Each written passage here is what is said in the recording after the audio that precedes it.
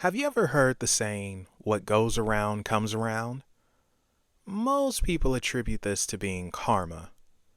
To be more specific, do good, receive good, do bad, and receive bad. At least this is karma to quite a few people in Western society. So, in turn, people are on their best behavior so they can get rewarded. Sort of reminds me of the Santa Claus naughty and nice thing. Just for fun, let's toss into the mix something called Dharma and see how it fits within the whole karma thing. I'm sure many in the West have no idea what the heck Dharma is, and the first thing that might come to their mind was that old 90s show, Dharma and Greg. So, by now you should be asking yourself, what the heck is Dharma and karma? Well, I'm glad you asked, because this is Tell Me About It, Dharma and Karma. I'm going to try and keep this as simple as possible because the concept and philosophy of karma and by extension Dharma is rather complex and confusing.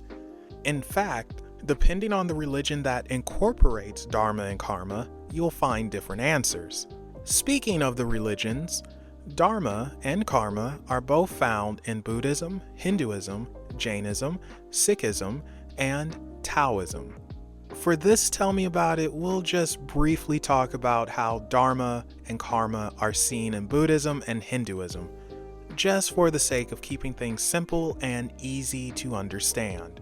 Now, both Dharma and karma's origins come from ancient India and were originally teachings from Vedic Hinduism. It's believed that the word Dharma comes from the Sanskrit word dur, which means to hold and support. The word karma is believed to come from the Sanskrit word kama, which means work, action, and intent. In Hinduism, karma is looked at as a cycle of learning lessons that need to be broken. It's said that the person who is superficial, uncaring, and refuses spiritual growth are doomed to be reborn into the world. If the person is open to spiritual growth and seeks it out, as well as being humble and lacks deceptive intentions, then they will break the cycle and not be reborn, but instead walk the path that the gods have walked. However, over time, karma has developed different meanings depending on the school of Hinduism teaching it, which makes it that much more difficult to truly understand what karma is. One school teaches that Ishvara, the personal god, or literally the god of ourselves, our higher self, is the one who dispenses karma, and karma can't function on its own.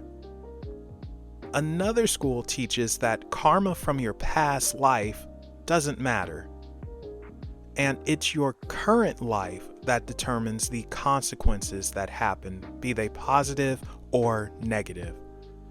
Whereas the Sharvaka school, it's pretty unique in its teachings as it teaches karma, the cycle of rebirth, and even God isn't real.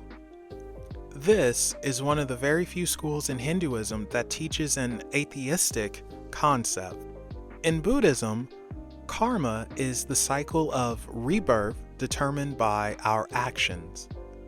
The Buddhist karmic view is most likely what influenced how people of the West sees karma. So, do good and receive good in the next life, do bad and receive bad in the next life, right? Right. Well, not quite. Intent plays a key role in the karmic rebirth cycle.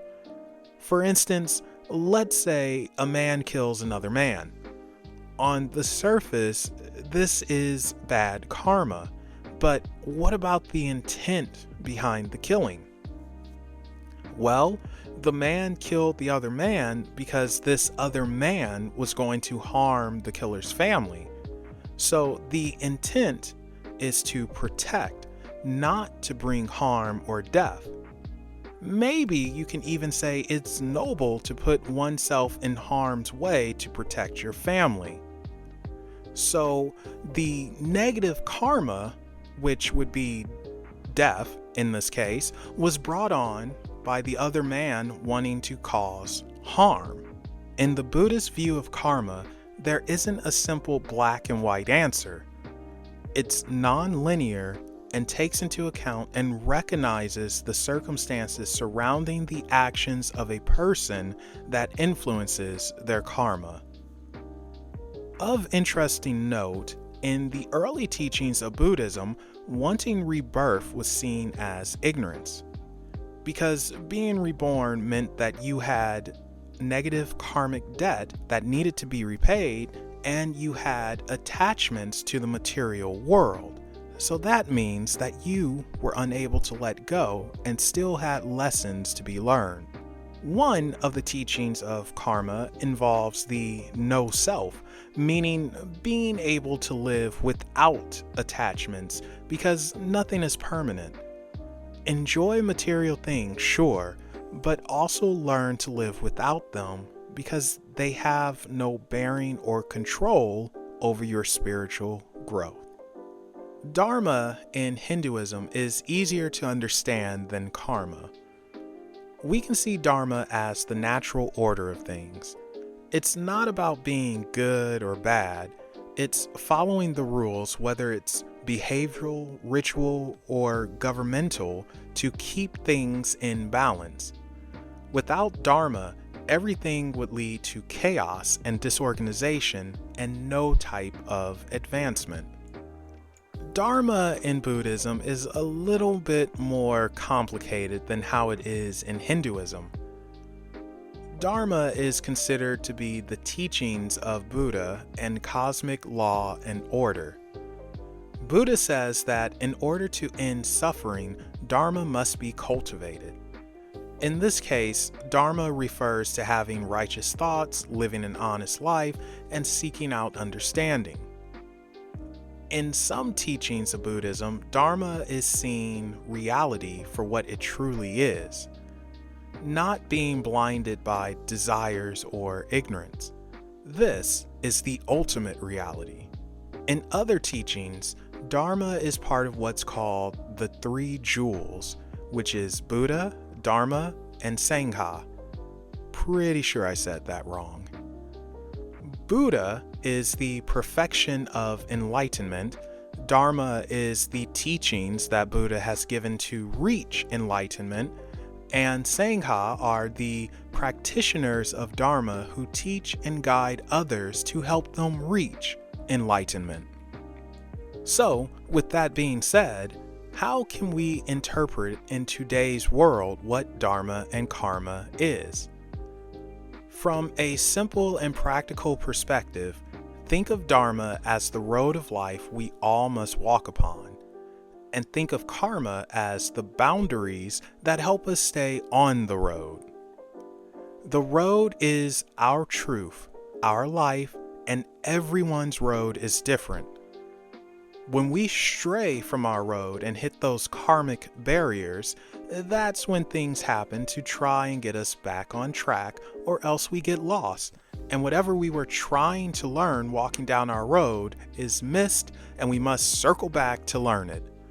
This can be in the form of rebirth, or something as little as stopping and doing some inner reflecting.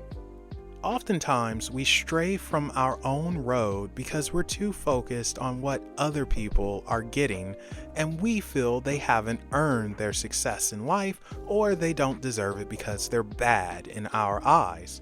However, that's why people who seem to be bad succeed. They don't care about the happenings outside of their road. They're living their life, their truth. And that life might be for them to be pricks. That is their Dharma. Don't worry about what they're doing with themselves. Worry about what you're doing with yourself and if you're truly living your Dharma, or if you have strayed and that's why karma hits you in what seems to be unfair ways. If you focus on yourself and your road, then you'd never be upset at someone else living their life. So remember, Dharma is the road you walk and the order you follow, whereas karma is the boundaries that keep you from straying off the dharmic road. And with that, you said, tell me about Dharma and karma, and now you've been told. Thank you all for checking it out, and if you have any suggestions for a future Tell Me About It, let us know in the comment section down below, or let us know on social media, and those links can be found in the description. Thank you all again, and we will be seeing you next Tell Me About It.